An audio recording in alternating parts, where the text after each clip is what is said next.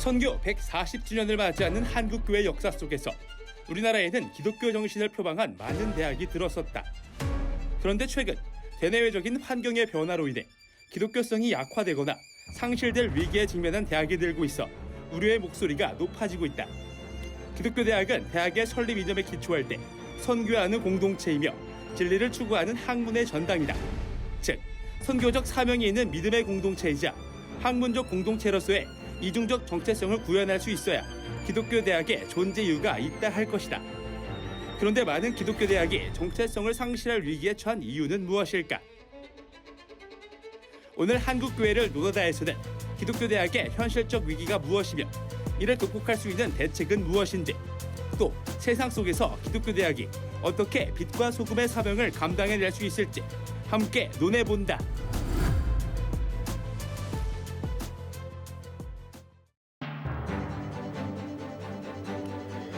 안녕하십니까. 한국교회를 논하다 진행을 맡은 함승수 교수입니다. 스위스의 제네바 대학, 미국의 하버드, 예일, 프린스턴 대학, 또 네덜란드의 자유대학 등은 기독교 정신으로 세워진 기독교 대학이라 할 수 있는데요. 이제는 이런 세 개의 대학들이 기독교 대학으로서의 정체성을 상실하거나 위기를 맞고 있습니다. 우리나라에 세워진 기독대학들도 같은 위기를 겪고 있는데요. 그런 가운데서도 건학 정신을 잊지 않고 선교적 사명을 다하고자 노력하는 사례들이 있어 한국교회에 큰 울림을 주고 있습니다. 그래서 오늘 한국교회를 논하다에서는 기독교 대학의 정체성 위기 상황을 진단해보고 이를 극복할 수 있는 방안은 무엇인지 함께 말씀 나눠보겠습니다. 오늘 나와주신 출연자들을 소개하겠습니다. 청수 백석대학교의 담임 목사이신 강인한 목사님 나와주셨습니다. 어서 오십시오. 반갑습니다. 백석대학교 실천신학 성정현 교수님 자리하셨습니다. 안녕하세요. 반갑습니다. 전주대학교 선교신학대학원장이신 한병수 교수님 나오셨습니다. 어서 오십시오. 안녕하세요. 다음 세대의 믿음을 지키는 일은 교회만의 노력은 어렵고 기독교 학교의 역할과 사명이 분명히 있습니다. 그런데 초중 고교에서 대학교에 이르기까지 기독교 학교들이 정체성을 지키고 건학 이념을 구현하는 일에 참 쉽지 않은 상황에 처해 있습니다. 강인한 교수님, 정체성의 위기를 맞고 있는 기독교 대학의 현 상황 어떻게 진단할 수 있을지 말씀 부탁드립니다.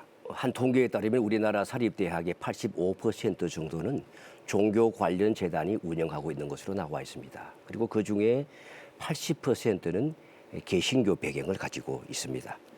아시는 것처럼 선교사들에 의해서 세워져서 역사가 긴 대학들도 있고 또 신학 교육을 중심으로 시작해서 종합대학이 된 대학들도 있고 또 조금 역사적으로 최근에 세워진 기독교 종합대학들도 있는데요. 이러한 대학들이 세워질 때는 기독교 정신을 바탕으로 인류 사회에 공헌하는 기독교 인재를 양성하기 위한 목표로 시작을 했습니다마는 시간이 흐르면서 또 종교적인 중립성을 요구하는 이 사회적인 분위기 속에서 또 학문적 경쟁력을 강화하기 위해서 노력하다 보니까 종교적인 색채가 점점 약화되어져 왔다고 볼 수가 있겠습니다. 그래서 일부 기독교 대학들은 그 설립 정신을 잘 유지하고 있지만 상당수의 기독교 대학은 학문과 신앙의 통합보다는 일반 대학과 비슷하게 운영되고 있다고 볼 수가 있겠습니다. 그래서 신구원 교수님의 지적에 따르면 일부 기독교 대학들은 학문적 수월성을 가진 인류대학이라고는 할 수 있을지 몰라도 이미 기독교 대학으로서의 정체성을 상실하고 명목상의 기독교 대학으로 전락했다라고 진단을 하는데 여기에 동의할 수 있을 것 같습니다. 네, 명목상의 기독교 대학 인상 깊은 표현입니다. 한병수 교수님 어떻게 보시는지요? 저도 강 목사님의 진단에 전적으로 동의하고요. 다만 저는 기독교 대학 내부에 초점을 두고 싶은데요.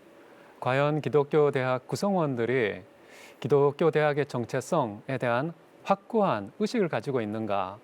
제가 볼 때 오늘날 기독교 대학이 좀 약하지 않나 싶습니다. 저는 개인적으로 가장 기독교적인 것이 가장 세계적이다. 가장 기독교적인 것이 가장 최첨단이다. 가장 기독교적인 것이 세상의 가장 큰 선물이다 라고 생각을 하기 때문에 이 성경보다 또 좋은 가치관, 인생관, 세계관 제공하는 다른 어떤 문헌도 어떤 종교도 없다고 저는 확신하기 때문에요. 기독교 대학의 구성원들이 이런 확고한 기독교의 정말 영적인, 사회적인, 도덕적인 우월성에 대한 확신이 있으면은 기독교 대학이 다시 재건될 수 있다고 생각하는데 현재는 구성원들의 그 의식의 제고가 상당히 필요한 시점이 아닌가라고 저는 현황을 그렇게 파악하고 있습니다.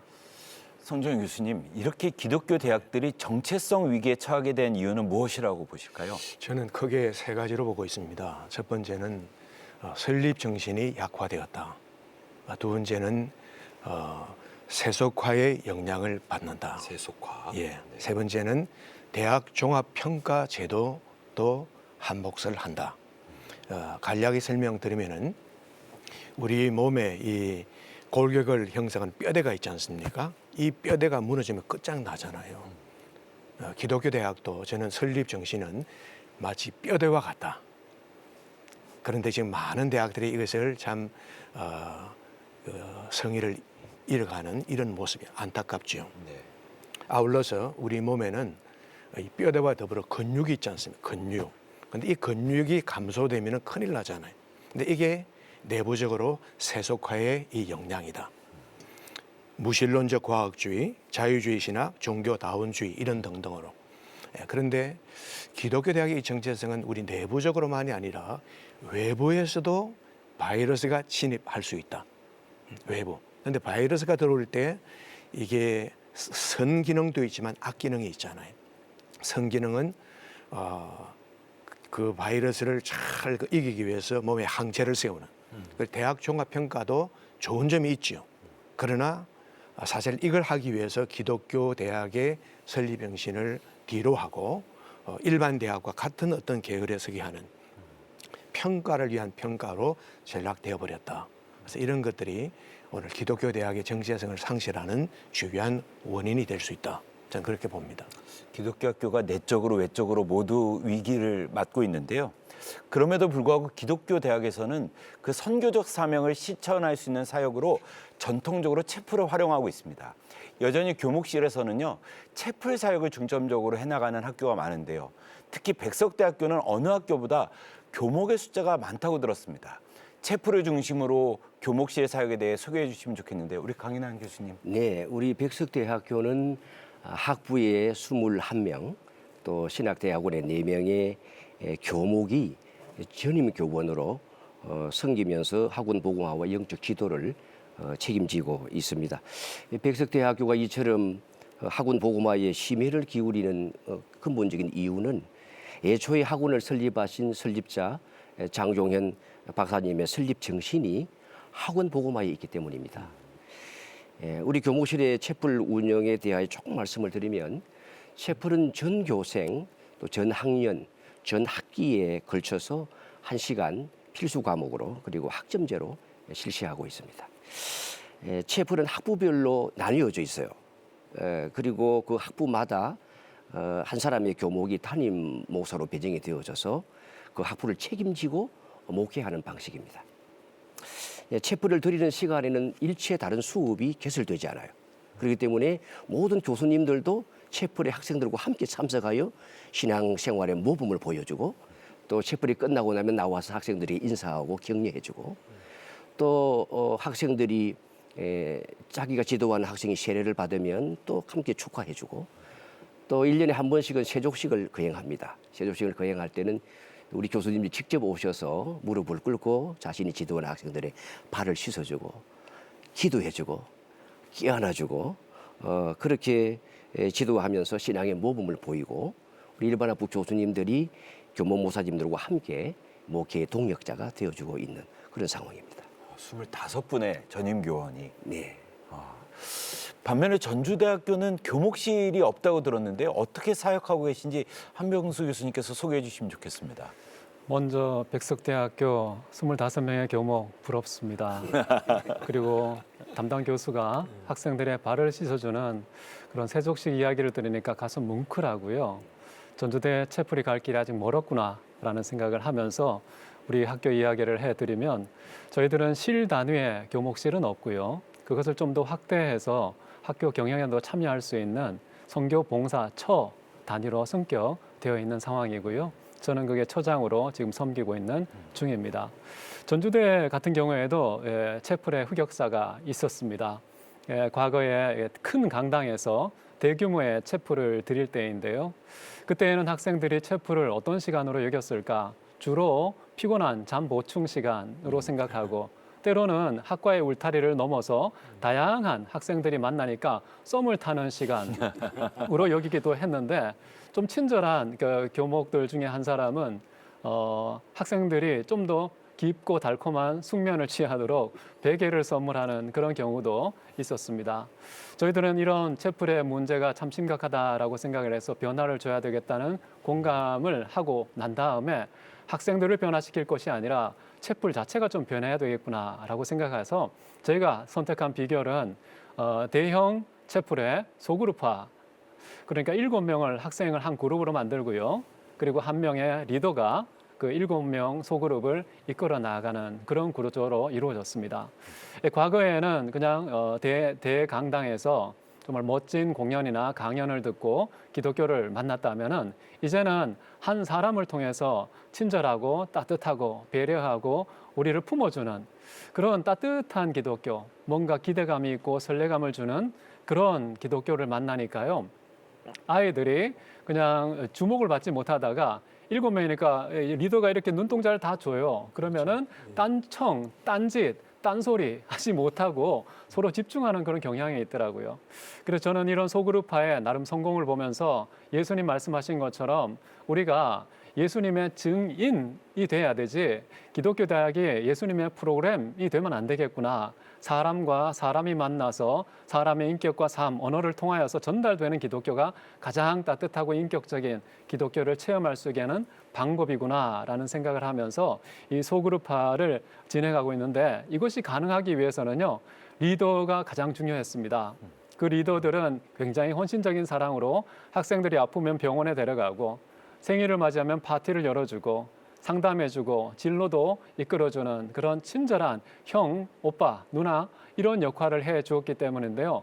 이 채플의 가장 큰 어려움도 여기 보면 대본에 나와 있는데 현재의 큰 어려움은 이런 헌신적인 리더를 구하기가 대단히 어렵다. 매 학기마다 저희가 350명 내지 400명을 구해야 되는데요. 그게 가장 큰 숙제로 남아 있습니다. 네. 굉장히 열심히 지금 하고 있는 그런 느낌을 받았습니다. 한국교회를 논하다 오늘은 정체성 위기를 맞고 있는 기독교 대학의 현실을 진단하고 이를 극복할 수 있는 방안은 무엇인지 함께 말씀 나누고 있습니다. 기독교 대학에서는 전통적으로 하고 있는 채플에 대해서 짚어보았는데요. 이 외에도 학원 복음화를 위한 다양한 노력들이 필요하겠습니다. 어떠한 사역들이 있는지 또 어떤 노력들이 필요한지 의견 나눠주십시오. 우리 성정희 교수님부터 부탁드릴까요? 예. 학원 복음화를 위해서는 세 가지의 축, 삼박자가 저는 필요하다 봅니다. 가장 우선적인 것은 방금 우리 두 분 목사님이 말씀하셨던 것처럼 채플이죠. 채플은 대중을 이제 향해서 복음을 전하는 이게 가장 우선적이고, 그 다음 두 번째는 매 주마다 1시간씩 성경을 가르치는 기독교 인성 과목, 기독교 이해죠.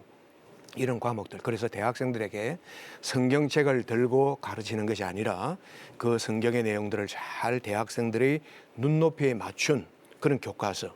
그래서 우리 백석대학교에서는 지난 2004년에 12권의 교재를 묶어서 대학생 복음화를 위한 기독교의 교재를 출판했습니다. 그리고 2017년에는 3학년 2학기 학생들이 배우는 그 과목에 있어서 기독교 세계관과 전공 과목이라는 각 단과대학 학부별로 전공 교수들이 책자를 만들어서 자신들의 전공 과목을 어떻게 이제 배우고 적용해야 할 것인가, 그 13권을 이렇게 만들어서 이렇게 했습니다. 그 채플과 그다음에 기독교 이해뿐 아니라 사실 그보다 더 학생들에게 많이 다가가는 것은 전공 수업이죠.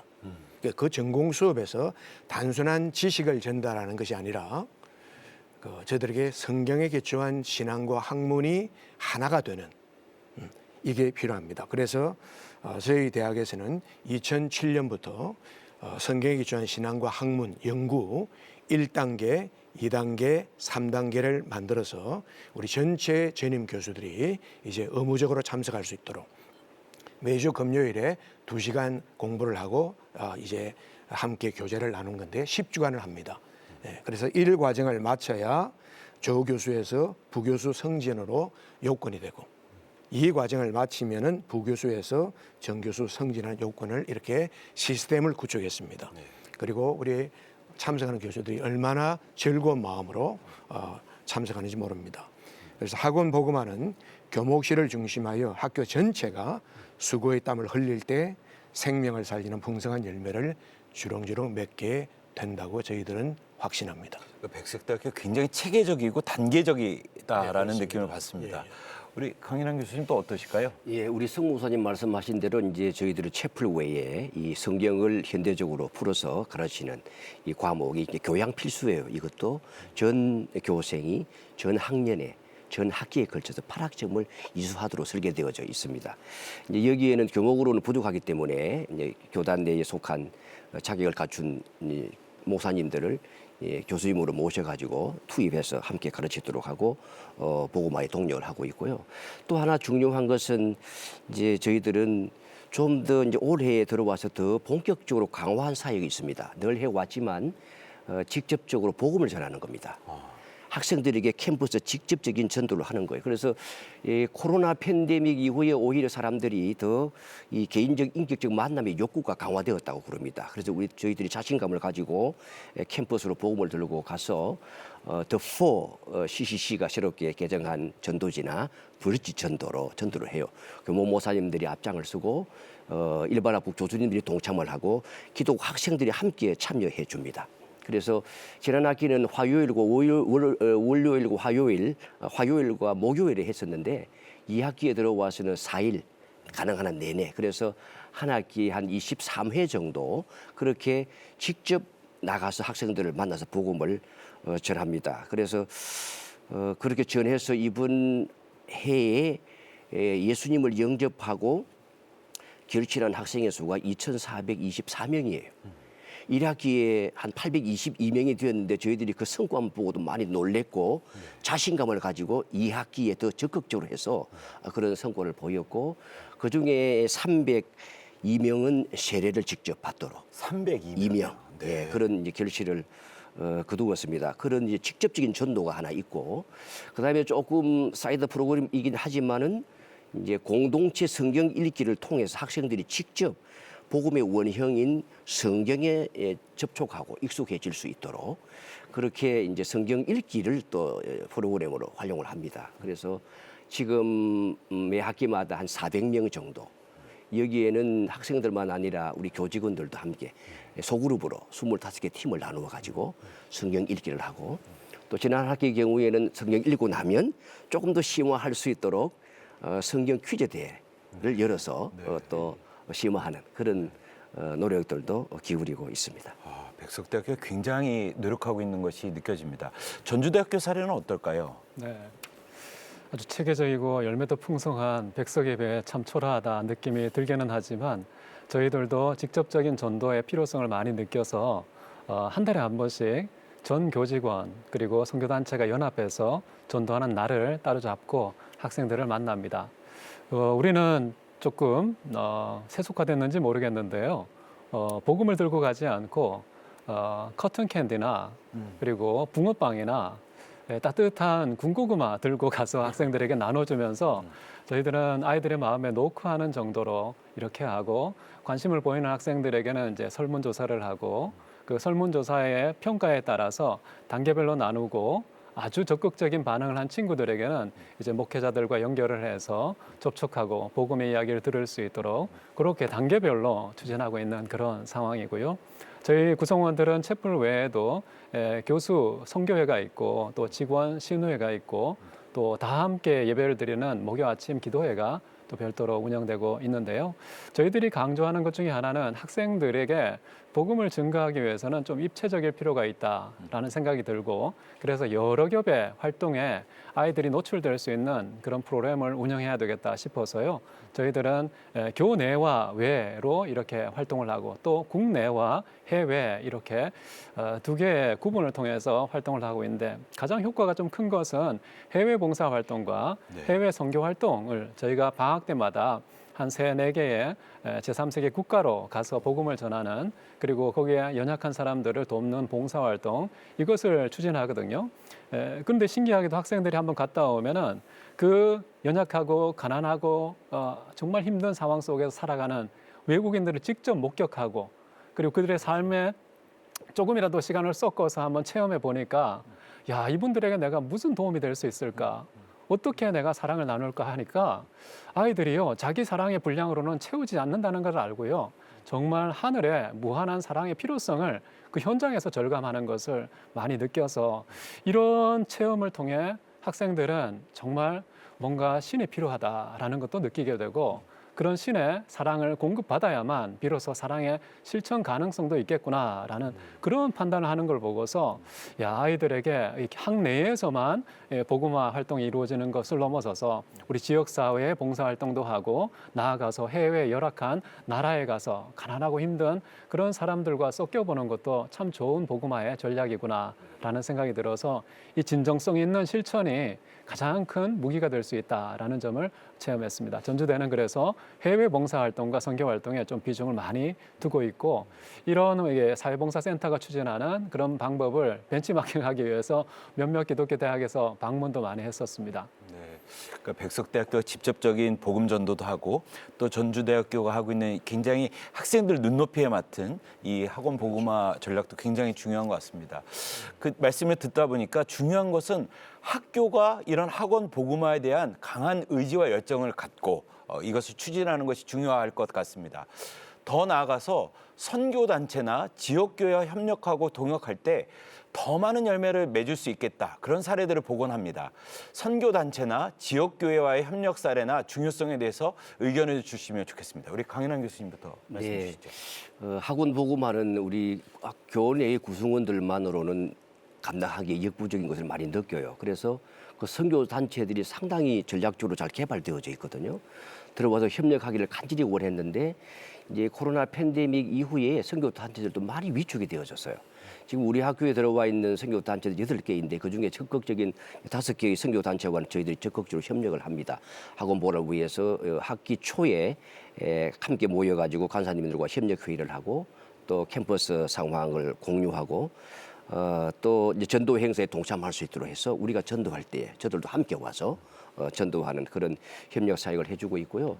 지역 사회 같은 경우에는 저희들은 천안에 있는 대학교회가 있습니다. 2개의 대학교회가 그 전도팀을 우리 캠퍼스로 파송을 해서 이분들이 그 따뜻한 사랑으로 어머니 같은 마음으로 그렇게 학생들을 만나주기 때문에 그분들이 한번 들어오게 되지만 굉장한 그 복음화 결실을 맺는 것을 볼 수가 있습니다.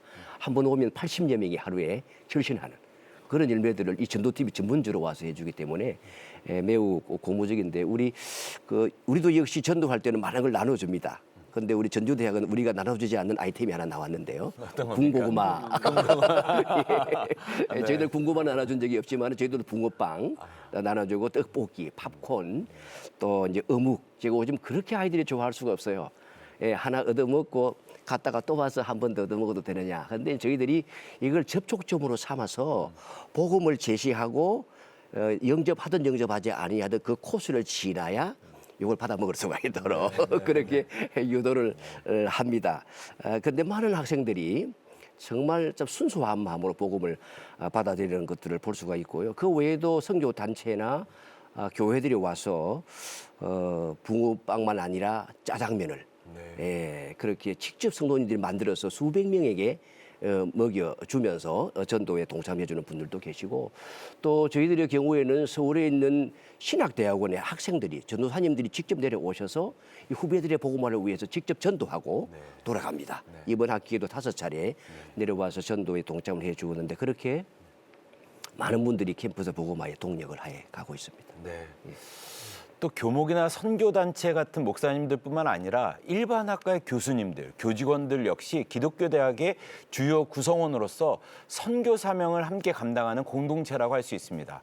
그런데 대다수 학교에서는 이 부분을 간과하는 경우가 많습니다.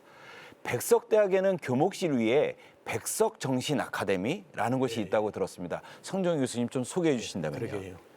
하나님께서 우리 백석대학교에 참 아주 귀한 은혜를 베푸셨습니다. 24년 전 2000년 8월 7일에 우리 천안 캠퍼스에서 미국의 켈빈 대학교 그리고 백석대학교 두 대학의 학술 대회를 열게 됩니다. 그때 우리 백석대 장종현 총장님 그리고 켈빈대의 캐런 바이크 총장님이 주제 발표를 하시는데 그때 바이크 총장님이 백석대의 큰 이 부흥을 바라보면서 이런 질문을 던지시는 거예요. 앞으로 50년, 100년이 지난 후에도 백석대가 기독교 대학으로 백석학원의 설립 정신을 계속 갖출 수 있겠는가? 이 질문을 던질 때 저희들이 큰 충격을 받았습니다. 그래서 우리 설립자 백석대 장종현 총장님께서 그해 2000년 9월에 백석학원의 설립 정신을 깊이 연구하고 실천할 수 있도록 만드는 백석정신아카데미를 만드셨습니다. 그래서 백석정신아카데미를 한마디로 싱크탱크 역할로서 백석학원의 설립 정신을 연구하고 그것을 교육하고 실천하는 데 주력하는 부서입니다. 우리 설립 정신 구현에 대해서 제가 핵심적 중요한 세 가지를 좀 말씀드리겠습니다. 우리 설립자 백석대 장종현 총장님께서 백석학원의 설립 취지를 이제 엮어서 발표를 하셨는데 그 내용의 핵심은 사람다운 사람을 길러야 된다. 사람다운 사람이요. 근데 그것은 도덕교육과 윤리교육만으로는 절대 안 된다. 무엇이 있어야 되느냐? 사람을 변화시키고 영적 생명을 살리는 교육은 오직 하나님의 말씀으로만 가능합니다. 네. 오직 성경. 그래서 많은 일들을 하고 있습니다. 아울러서 2004년 2월에 백석인이 나아가야 할 이 길, 방향, 백석인의 지표를 발표를 하십니다. 거기에 교육의 원리가 있는데 성경에 기초한 인성교육, 그리고 기독교 세계관에 기초한 학문 연구. 기독교 대학은 저절로 되는 것이 아니라 성경에 기초한 이 기독교 세계관에 기초한 학문을 연구하고 가르쳐야 된다. 그럼 이걸 어떻게 우리가 시행해야 할 것인가? 그런 고민을 안게 되었죠.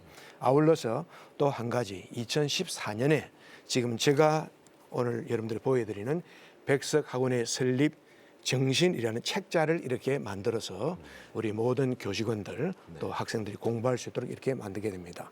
한 가지 에피소드를 제가 말씀드리겠습니다. 이 책이 나온 후 2년 후에 2016년에 우리 천안 캠퍼스에서 제8회 국제기독교대학 학술대회를 한 주간 갖게 되는데 5개 대륙 30개 나라 100여 개 대학에서 200여 명의 학교 대표자들이 모이게 됩니다. 그들이 우리 대학의 여러 것을 이제 같이 나누면서 그들이 기독교 대학에서 설립 정신을 이렇게 책자로 만든 것은 처음 보았다. 네. 그러면서 큰 감동을 받고 제3세계에서 오신 분들이 우리를 좀 도와주십시오. 이런 요청 속에 우리 백석대학교 장종현 총장님께서 그러면 어떻게 우리가 도와야 할 것인가? 70년, 100년 전에 우리 많은 조국의 젊은이들이 미국이나 서구에 가서 공부를 하고 돌아왔던 것처럼 그들이 도와주었단 말이에요. 그래서 우리도 좀 돕도록 하자. 그래서 한국 교회들과 함께 힘을 합해서 제3세계 양육 프로그램을 만듭니다. 그때 25명을 이렇게 오게 해서 그들이 4년 동안 등록금, 기숙사비 그리고 생활비까지 지원하는 이런 프로그램을 해서 그들을 다시 저들 고국으로 보내는 이런 프로그램을 했습니다. 제가 볼 때 기독교 대학의 정체성은 설립자가 장로, 목사, 집사라고 저절로 되는 것이 아니라 온 구성원들이 함께 참여하는, 마치 천국은 침노하는 자가 차지하잖아요. 네. 그래서 이걸 위해서 구체적인 전략 그리고 시스템이 구축되어져야 된다. 저희는 그렇게 생각합니다. 백석대학교가 굉장히 큰 모델이 되고 있는데요. 해외 기독교 대학들은 어떨지 궁금해졌습니다. 이미 정체성을 상실한 학교들도 많지만 우리가 본받고 배울 수 있는 학교가 있다면 좀 알려주시면 좋겠는데요. 우리 한명수 교수님, 성종현 교수님 말씀해 주시겠습니까?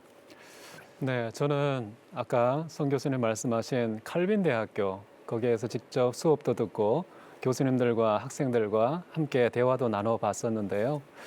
그 대학교는 네덜란드 이민자들이 미국에 건너가서 세운 그랜드 래피즈라는 지역에 1876년도에 세워졌다고 들었고요.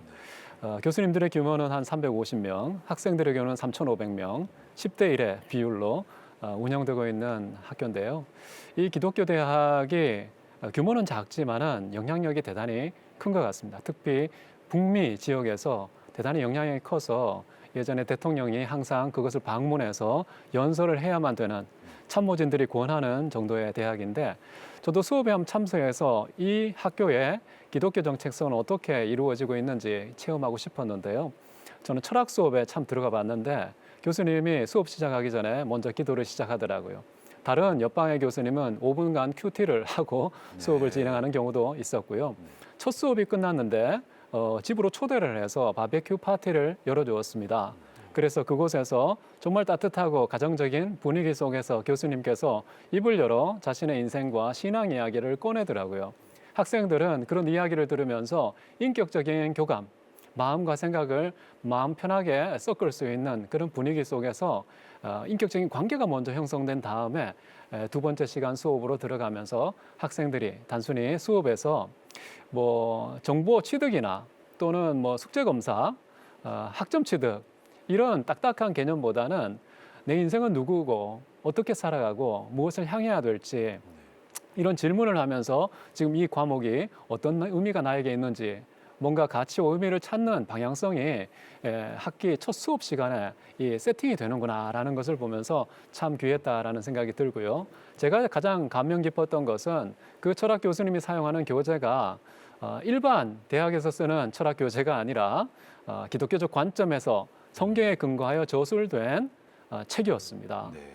그래서 정치, 경제, 사회, 문화 어떤 분야든지 기독교적 세계관, 가치관, 인생관이 반영되어 있는 그런 교과서를 가지고 학생들을 가르쳤을 때 그 학생이 전문 분야에서 가장 탁월할 수 있다는 확신, 그런 것이 그런 교재 개편과 수업 운영 방식을 통해서 나타난 게 아닌가라고 생각을 해서 저는 칼빈 대학교 참 좋은 인상을 받았고 단순히 보여주는 프로그램 숫자가 많은 것에 의존하지 않고 정신이 스며들도록 모든 수업 시간에 학생들을 교육하는 정신이 참 귀했다라는 생각을 하게 되었습니다. 네, 환대하는 이 문화도 굉장히 인상 깊습니다. 네, 네.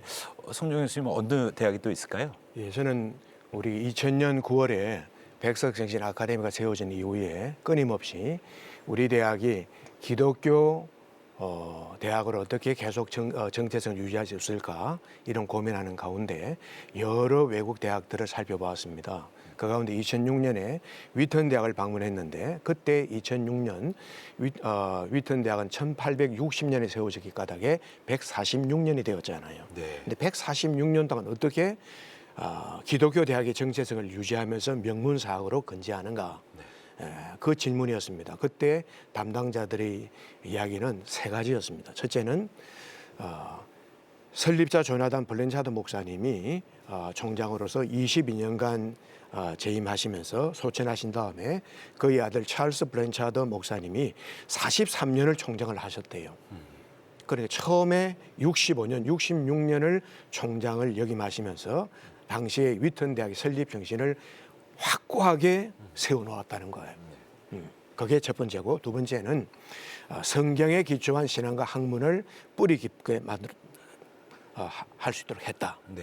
그리고 세 번째는 영적 부흥운동이었습니다. 네. 그래서 위튼 대학은 기도운동, 성령운동을 통해서 그동안 6번의 대영적 부흥운동이 일어나는 그때마다 많은 학생들이 선교사로 지망하는 2006년에 보니까 3,627명의 학생들이 선교사로 지원하는 그런 모습도 보이더라고요. 네. 그래서 우리가 2015년에 양대학이 위튼 대학과 우리가 학술 교류 협정 조인식을 하면서 그때 필립 라이컨 총장님이 오셔서 함께 했는데 그때 고백이 나는 우리 대학을 설립한 조나단 블렌차드 목사님의 설립 정신에 근거해서 세 가지를 지향합니다. 오직 성경, 그다음에 신앙과 학문의 통합, 그리고 세계 선교. 제가 2006년에 들었던 거 그대로 이야기하시는 거예요. 참 큰 감동을 받았습니다. 네. 굉장히 본받고 배울 만한 것들이 많이 있는 것 같습니다. 기독교 대학의 선교 사명을 다하기 위한 다양한 사역들을 짚어봤고 또 해외 사례까지 알아보았는데요. 기독교 대학의 정체성을 지키기 위해서는 이외에 또 어떤 노력들이 필요할지 우리 대표로 강인한 교수님 말씀해 주시겠습니까? 예, 저는 기독교 대학의 공동체성을 강화하는 것이 중요하다고 생각을 합니다. 기본적으로 이상적인 기독교 대학이 되려고 하면 경영진과 교수진과 또 직원들과 또 학생들 이 3자가 모두 기독교인이 되어야 합니다. 방금 두 분이 언급하신 그 미국의 대학들의 경우에는 경영자도 또 교직원들도 당연히 기독교인이고 대부분의 학생들이 기독교인이에요. 이 칼빈 대학교 총장님을 직접 앞에 계실 때 제가 물어보니까 우리 대학은 99%가 기독교인이다. 예, 제가 아주사 대학에서 오셨던 부총장님에도 물어봤어요. 아마 95% 이상일 겁니다. 라고 했고 제가 그 외에 기독교 대학들, 미국의 대학들을 보면 거의 학생들이 99%가 기독교인이에요. 예, 그래서 그렇게 되어지게 될 때에 모든 구성원들이 성경적인 세계관에 입각한 교수님들도 신앙과 학문의 통합이 이루어지는 연구를 할 수 있고 연구된 내용을 학생에게 가르칠 수 있잖아요. 그러면 학생들이 그것을 수용할 수 있는 신앙적인 배경을 가지고 있게 되는 것 아니겠습니까? 그래서 그럴 때 진정한 기독교 대학이 될 텐데 우리 한국의 기독교 대학을 보면 사실은 먼저 믿지 않는 학생을 전도부터 해야 하는 미션 스쿨의 수준에 있다고 할 수가 있겠습니다. 뭐 교직원들도 마찬가지고요. 그래서 이 설립 정신을 지금 이런 상황에서 기독교 대학들이 기존의 설립 정신을 좀 현대적으로 재해석해야 되거나 아니면 목표를 수정하는 작업도 필요하겠지만 정말 설립 정신을 본래 설립 정신을 살리려고 한다면 동일한 신앙 고백을 갖고 또 동일한 목표에 헌신할 수 있는 그런 사람을 학교의 구성원으로 채용할 수 있도록 노력할 필요가 있지 않겠는가 그런 생각이 들고 기존의 또 구성원들이 더 신앙적 일치와 연대를 가질 수 있도록 신앙적 부흥이 일어날 수 있게 그렇게 이끌어가야 하지 않을까 그런 생각을 해봅니다. 네, 실력과 신앙을 겸비한 학생들, 실력과 신앙을 겸비한 구성원들 모두가 중요한 것 같습니다. 이렇게 하려면 학교, 지역 사회, 지역 교회가 연대하는 것이 정말 중요한 것 같습니다. 어떻게 협력하고 또 연합해야 할지 한국 교회 재현할 것들이 있다면 우리 한병수 교수님께서 대표로 좀 말씀해 주시겠습니까?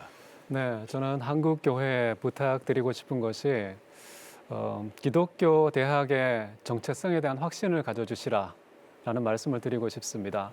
우리 자녀들이 어떤 사람이 되면 가장 좋을까? 좋은 스펙을 쌓고 취업에 가장 유능한 고지를 점령하는 것이 과연 자녀의 행복과 미래에 가장 소중한 가치일까? 저는 부모님들이 먼저 질문을 스스로에게 던지면서 정말 아까 서두에 말씀드린 것처럼 가장 성경적인 것이 가장 세계적이에요. 가장 기독교적인 것이 가장 최첨단과 세상에 가장 큰 선물을 주는 비결이라는 확신을 갖고 있다면 저는 자녀들을 가능하면 대학에 보낼 때 기독교 대학을 선택해 주시라라는 말씀을 드리고 싶습니다. 기독교 대학은 공부 못하는 애들이 가는 곳이야. 실력 없는 교수들이 가르치는 곳이야. 그냥 무대뽀 믿음을 강조하는 곳이야. 라는 이런 오해를 털어버리고 정말 성경이 올바르게 가르쳐지고 세계관과 인생관과 가치관이 가장 반듯하게 구비될 수 있는 현장은 기독교 대학이라는 확신을 가지고서 보내시면은 우수한 학생들이 와서 학생들의 분위기가 바뀔 것입니다. 그렇게 뛰어난 학생들을 가르치기 위해서는 교수님들도 엄청 열심히 연구하고 준비하지 않으면 안 될 것입니다.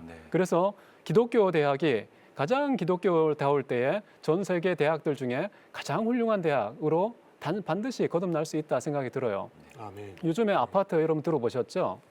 그 곡이 대단히 한국적인데 전 세계 음악계를 강타하지 않았습니까? 이런 하나의 어떤 세속적 사례를 보더라도 우리가 왜 이렇게 기독교적으로 말하고 생각하고 살아가는 데 있어서 위축되어 있는가?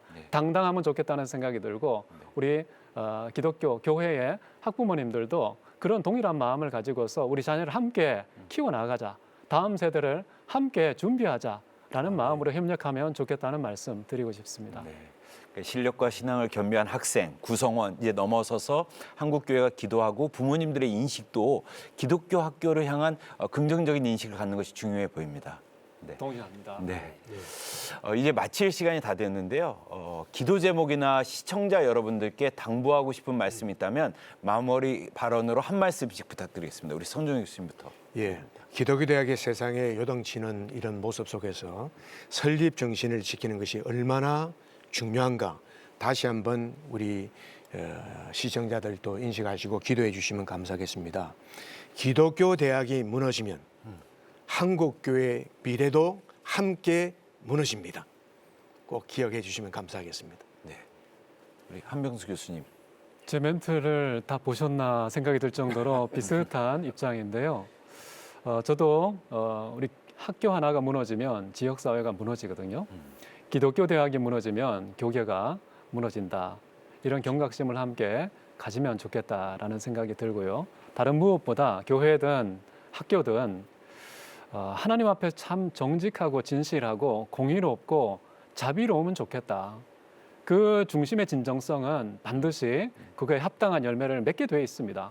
행한 대로 갚으시는 하나님의 엄중한 공의 앞에서 교회가 또는 학교가 진실하게 이 시대를 가슴에 품고 살아가면 언젠가는 기독교 대학, 하나님의 교회가 반드시 건강하게 세워지고 온 세상의 빛과 소금의 역할로 온 세상 품어낼 수 있는 때가 올 것이다. 그런 기대감 나누고 싶습니다. 네, 마지막으로 우리 강인환 교수님. 네, 저는 기독교 대학 관계자들과 우리 한국 교회에 호소하고 싶습니다. 우리에게 맡겨진 젊은이들을 구원해야 됩니다. 살려야 됩니다. 그것이 민족으로 살리고 세계 복음화에 기여하는 길이라고 믿습니다. 팀 켈러 목사님께서 한 7년 전에 말씀하시기를 오늘날 대학보다 더 큰 선교지는 없다. 그런 말씀을 하셨습니다.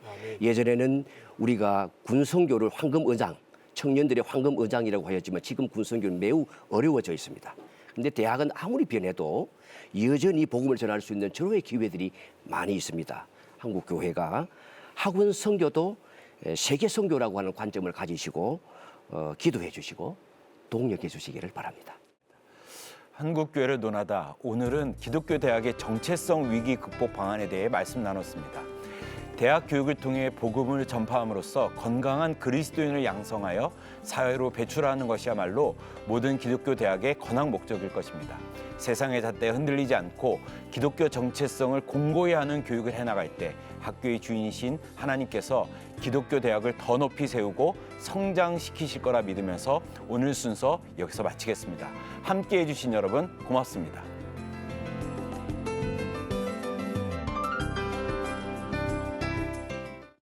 이 프로그램은 여러분의 미디어 선교 후원으로 제작되었습니다. 선교는 사명, 후원은 동역. 당신도 복음을 전할 수 있습니다. 선교 후원 02-6333-1003번